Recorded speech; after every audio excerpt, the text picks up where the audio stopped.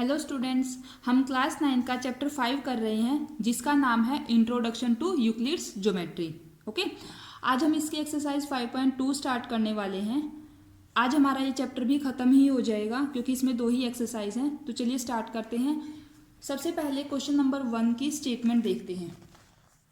ठीक है, first question है, how would you rewrite Euclid's fifth postulate so that it would be easier to understand. आप जो है यूक्लिड के फिफ्थ पोस्टुलेट को कैसे दोबारा लिख सकते हैं इजी तरीके से, ताकि वो और भी आसान हो जाए समझने में। ठीक है, तो चलिए आपको अपनी लैंग्वेज में लिखना है। सबसे पहले आपको ये पता होना चाहिए यूक्लिड का फिफ्थ पोस्टुलेट क्या है। अगर आपको ये पता है उसमें क्या बोला गया है तो आप उसको अपनी लैंग्वेज में ईजी तरीके से लिख सकते हैं। वही यहाँ हमें करना है। तो चलिए फर्स्ट क्वेश्चन स्टार्ट करते हैं। वैसे तो आपको अभी तक याद भी हो गया होगा, फिर भी मैं आपको बता देती हूँ। जो यूक्लिड का फिफ्थ पोस्टुलेट था उसमें क्या बोला गया था कि यदि कोई 2 स्ट्रेट लाइंस हैं, ठीक है, एक straight line and second straight line, ठीक है, उनके ऊपर कोई एक थर्ड स्ट्रेट लाइन आकर गिरती है इस तरीके से कि जो इंटीरियर एंगल्स हैं उनका सम यदि 2 राइट एंगल से कम होता है, उसमें 2 राइट एंगल्स बोला गया है। ठीक है, फिफ्थ पोस्टुलेट में 2 राइट एंगल के सम से अगर छोटा होता है तो यदि हम उन लाइंस को फिर आगे बढ़ाते हैं, वो दोनों लाइनें कहीं ना कहीं एक दूसरे को इंटरसेक्ट करती हैं। ये था यूक्लिड का fifth postulate.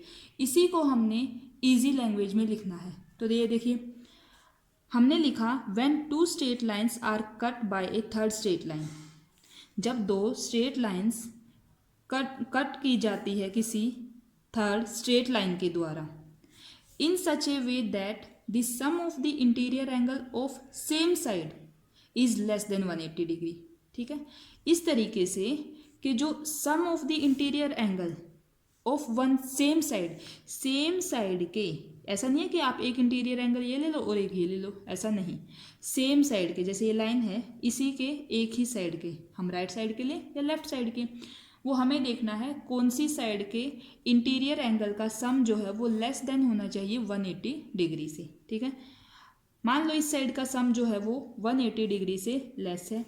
If we produce the line they intersect each other on the same side of the interior angles which are less than 180 degree. और अगर हम उन लाइंस को प्रोड्यूस करते हैं, मान लो इस इधर भी प्रोड्यूस किया मैंने और इधर भी प्रोड्यूस कर दिया इनको भी, ठीक है, इसको भी और इसको भी, तो जो लाइंस हैं if we produce the lines they intersect each other, वो एक दूसरे को इंटरसेक्ट करेंगी on the same side of interior angle.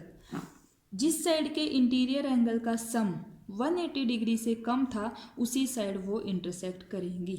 I hope आपको ये समझ में आया होगा। मैंने बहुत ही ईजी लैंग्वेज में इसको कन्वर्ट कर दिया है यूक्लिड के फिफ्थ पोस्टुलेट को। सबसे मेन बात है आपको समझ में आना चाहिए। अगर आपको समझ में आ रहा है तो हो सकता है आप इससे भी इजी लैंग्वेज में इसको कन्वर्ट कर सकते हैं। ओके, बस कोई मिस्टेक नहीं करनी है। हमें जो यूक्लिड के फिफ्थ पोस्टुलेट में बताया गया है वही हमें अपनी लैंग्वेज में उसी को एक्सप्रेस करना है।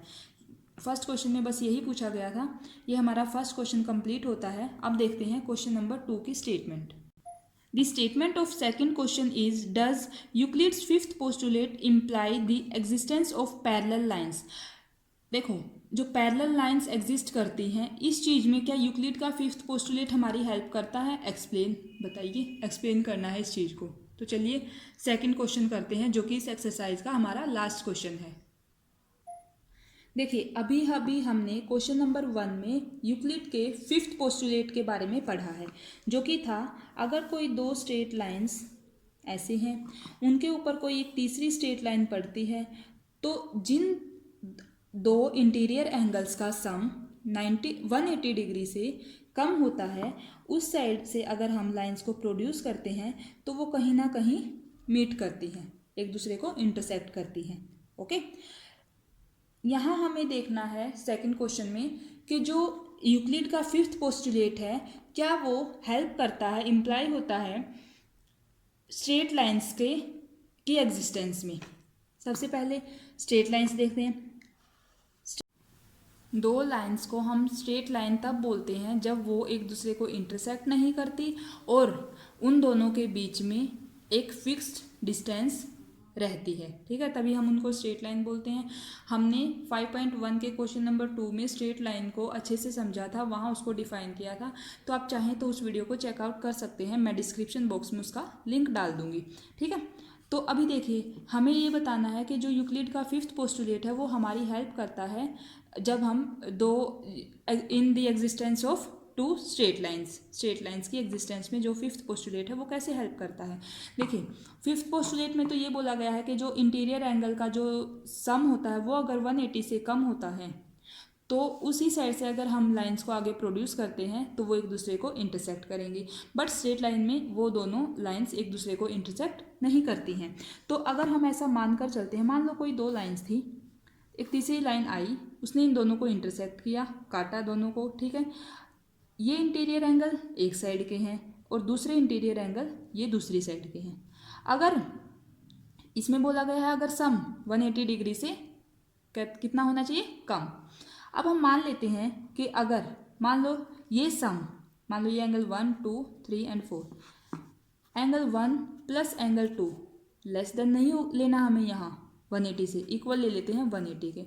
अगर ये 180 है, इन दोनों का सम 180 डिग्री है, और दूसरी एंगल 3 प्लस एंगल 4 का भी हम कितना ले लेते हैं, 180 डिग्री, इसका इसका इसका और इसका, ठीक है। तब क्या होगा, ये दोनों लाइन जो है वो सीधी ही चलती जाएंगी, कहीं भी एक दूसरे को इंटरसेक्ट नहीं करेंगी। अगर ये, या आप इन्हीं को ऐसे ले सकते हो, मान लो ये एंगल 1 और एंगल 2 दोनों हमारे 90 डिग्री के हैं, ये भी 90 का है, ये भी 90 का है, ठीक है। इनको वहाँ हमारे पास ये 90 से कम लेने के लिए बोला गया है ना, ठीक है। तो यहाँ हम इनको 90 का ले लेते हैं। मान लो angle 1 equal angle 2 equal angle 3 equal angle 4 is equal to 90 degree, ठीक है। जब ये 90 है, ये 90 है, तो जब एंगल 1 प्लस एंगल 3 वो कितना होगा, 180 डिग्री। इस बात का मतलब ये है कि ये लाइन सीधी जाएगी, ठीक है। फिर angle 2 plus angle 4 is equal to 180 degree. वही मतलब यहाँ है कि जो ये लाइन है वो हमारी एक स्ट्रेट लाइन होगी, सीधी जाएगी। तो जब ये सिचुएशन होगी तो ये जो दोनों लाइन्स है, मान लो ये एल लाइन है, ये एम लाइन है, ये हमारी कहीं भी एक दूसरे को इंटरसेक्ट नहीं करेंगी, it means they are straight line. और इसमें इन दो लाइन्स को, एल और एम को स्ट्रेट लाइन प्रूव करने के लिए हमने किसकी हेल्प ली, पोस्टुलेट 5, यूक्लिड्स फिफ्थ पोस्टुलेट की हेल्प हमने ली है। तो ये था हमारा सेकंड क्वेश्चन। हमारा जो चैप्टर 5th है वो कंप्लीट होता है। अब देखिए, हर एक चैप्टर के लास्ट में हमारे पास समरी गिवन होती है। मैं आपको बार बार बोलती हूँ, चैप्टर ख़त्म होने के बाद आप चाहें तो इसको एक बार रीड कर सकते हैं, ये आपके लिए ही हेल्पफुल होता है, क्योंकि समरी में हमारे पास जब इसको हम रीड करते हैं तो हमारी एक टाइप से पूरे चैप्टर की रिवीजन हो जाती है। तो फ्रेंड्स, ये थी हमारी आज की वीडियो जिसमें हमने चैप्टर 5 को कंप्लीट किया है। अगर आपको मेरी वीडियोस पसंद आ रही हैं, आपके लिए हेल्पफुल हैं, तो प्लीज़ वीडियो को लाइक करना, चैनल को सब्सक्राइब करना और अपने फ्रेंड्स के साथ शेयर करना। Thank you.